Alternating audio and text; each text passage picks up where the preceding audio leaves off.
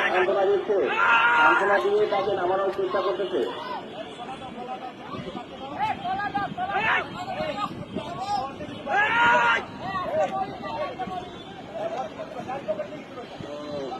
সুপ্রিয় দর্শক মন্ডলী, এখানে দুজন উদ্ধারকারী উদ্যোগ করছে, তাকে কিভাবে নামাবে এটা একটা বড় বিষয়। আমাদের বাংলাদেশের বেশিরভাগ সময় এই ধরনের ঘটনা ঘটে, এমন জায়গায় ঘটনা ঘটে যে সেখান থেকে কোনো নামানোর সুযোগ নেই, সেখানে পাগলকে পদক্ষেপের সাহায্যে উদ্ধার করা হয়। আমরা দেখতে পাচ্ছি তাকে দিয়ে তাকে আনার চেষ্টা করছি।